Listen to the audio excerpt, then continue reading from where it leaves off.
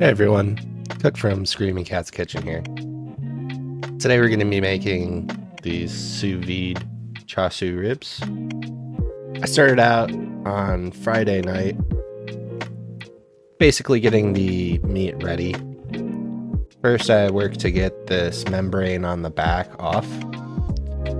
You can take a little paring knife, sort of get under it a little bit, give you some leverage to be able to get your fingers, and then use a paper towel to sort of grab onto it and pull it.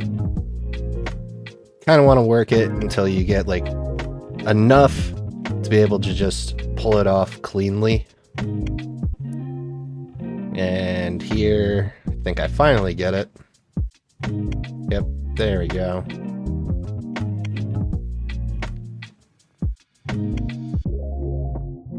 Next thing I'm gonna do is just sort of get 3-4 ribs, cuts, and then get this dry brine ready so that it can sit in the fridge overnight. I'm gonna take 2 tablespoons of salt here, 2 tablespoons brown sugar, and then roughly 2 tablespoons of Chinese 5-spice.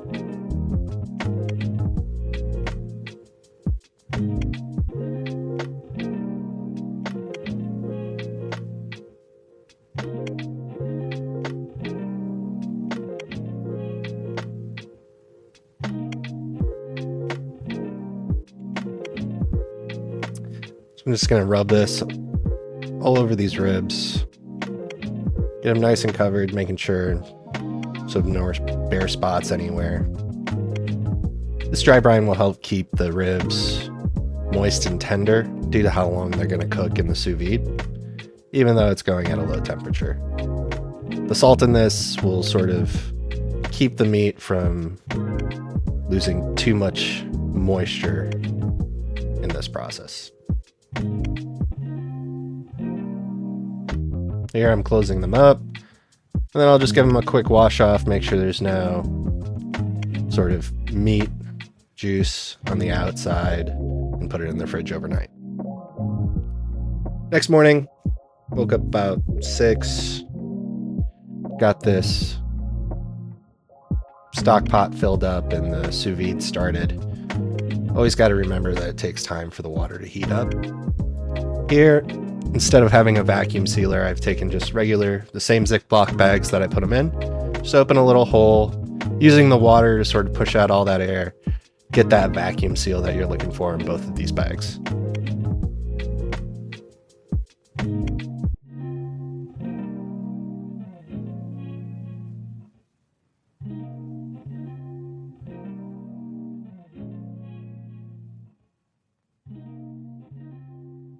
Gonna lift these down into the stock pot and clip them in. Now I decided not to put the marinade that you typically see with char siu in here with it, just due to the fact that I was worried that the sauce itself would somehow make the meat mushy due to the length of time it would be in there. If you do try this, and I'll probably try it at some point, just leave a comment. Tell me how it went for you. Gonna cover this up with aluminum foil due to how long it's going to go, for 36 hours at 145. It's gonna evaporate, and the sous vide could turn off due to getting down to the minimum water line. I'll check every 5-6 hours on it just to make sure that that water isn't getting too low and that the meat is still fully submerged in this. There you see, 145, 36. I leave a little extra time in case I can't get it in right away once it reaches temp, as well as to give me some extra leeway if by the end here we aren't able to pull it out. So this is through Saturday, day and night, as well as getting on, this is Sunday night here, finally ready to take this out. I'm just getting a water bath ready to submerge the meat with ice in it, so to stop that cooking once I take it out.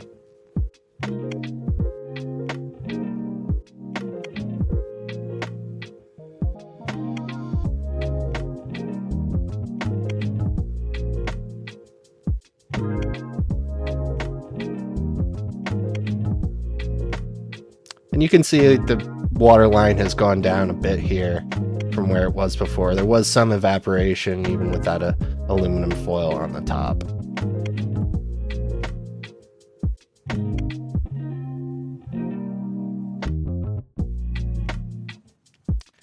From here, it's going to take roughly about an hour. You know, I started this at 7, finished at about 8. Okay, I'm going to clear everything off, get the oven preheated to 300. And down below, I'll share the resource for where I learned basically the technique for this sous vide recipe. Getting all my ingredients ready to make the sauce here.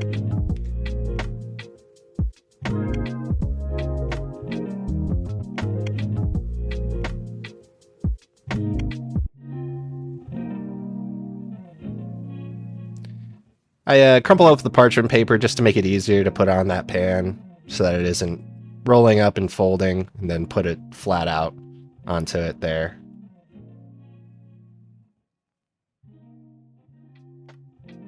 First thing I'm going to add is this oyster sauce, roughly 2 tablespoons. Same goes for this hoisin sauce, soy sauce, dry sherry, Shaoxing cooking wine. This is some rice syrup, add that sweetness. And this is red fermented bean curd. This is my first time working with it. Some people say it has a smell. I don't think it smells that bad. Just gonna add some of that extra juice and then a couple of those pieces. Also inform me if I'm using the wrong one here. This is the one available at my store, so I got it. Gonna add some brown sugar into this. Very sugar heavy dish. Mix it up. Gonna grab some gloves and just decide to get my hands in there. Garlic powder. Gonna realize after a while that I forgot the Chinese 5-spice in this.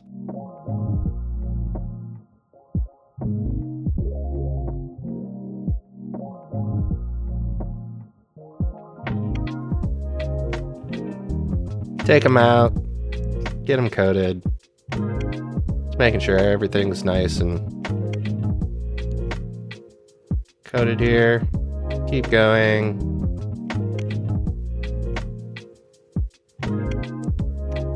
Then I'm gonna finally realize here that I forgot the 5-spice. Redo what I just did.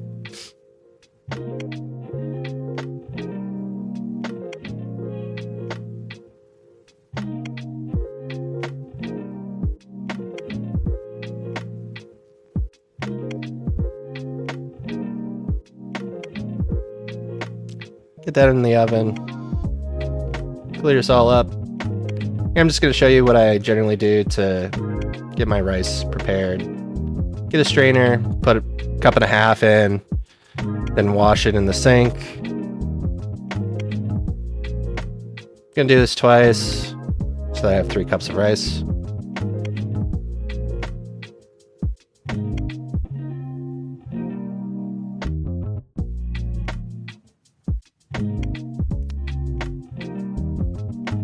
Grab some water. Then I'm gonna fill it up. You see I'm using my finger to judge how much water I'm putting in. Been 5 minutes. Now I'm basting the meat. Then just gonna put it back in. Heating up the oil to 350. It's gonna take about 11-12 minutes to get up to that temperature. Cut up some mushrooms. Just doing what I can in the meantime, make sure I'm ready for the next step.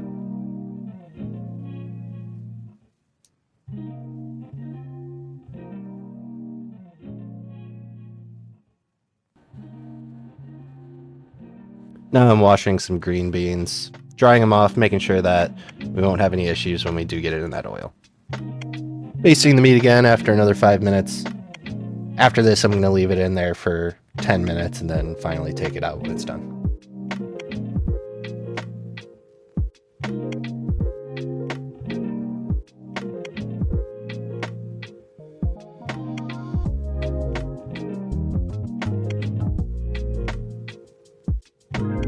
Crushing up some garlic here. I didn't like the way one of the bulbs looked. General rule of thumb, if it doesn't look good, don't eat it. Don't put it in your dish. Throw it out.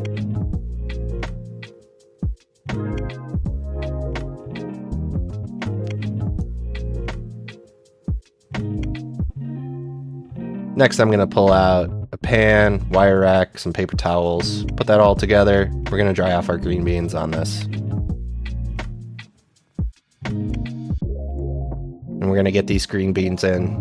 We're going to flash fry them, sort of get that nice blister on the outside that you see at like Din Tai Fung.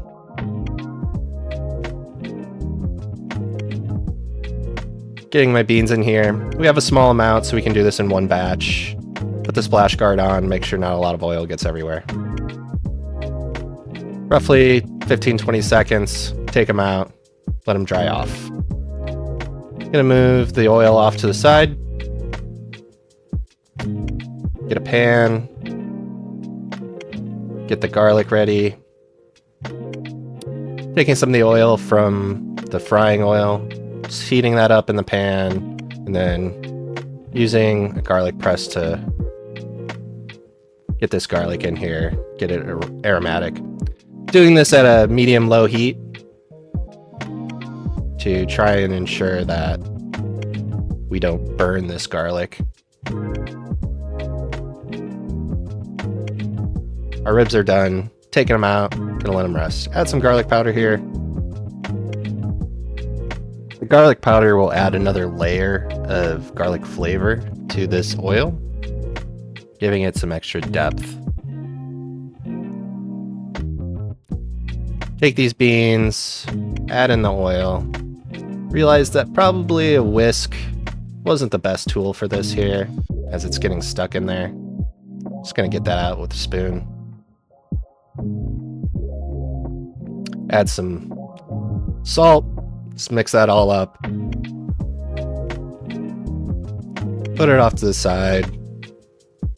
Get ready for our next portion. I'm just adding a little more sauce onto these ribs to just kind of sit there while they're resting before we're ready. Last thing, these mushrooms, I'm going to put them in non-stick pan and just let them sort of get that moisture out. Here you see the ribs finally, just letting them rest.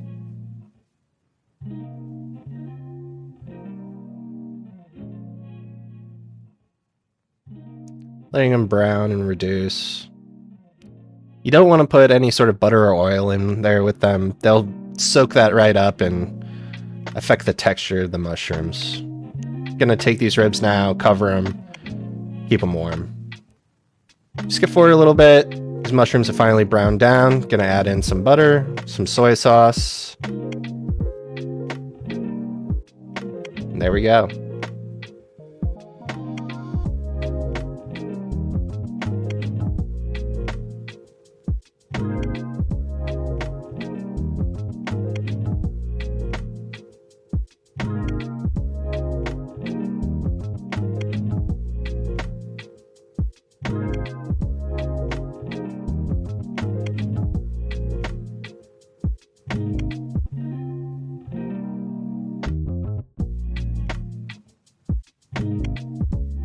Getting into this rib, gonna show off just how tender. Does not dry at all. Beautiful.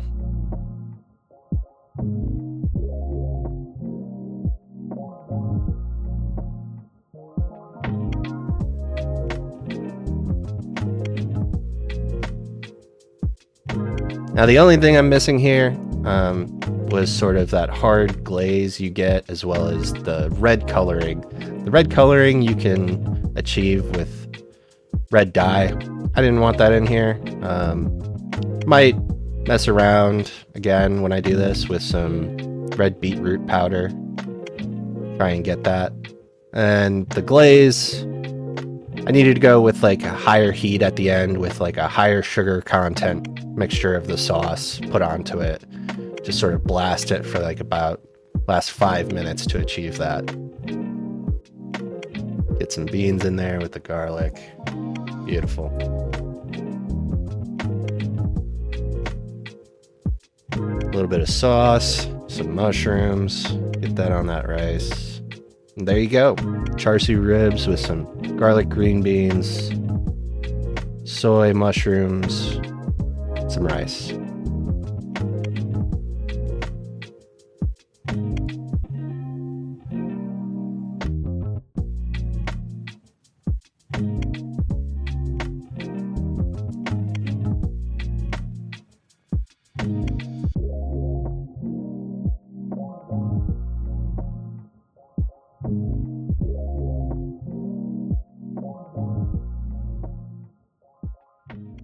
Yeah.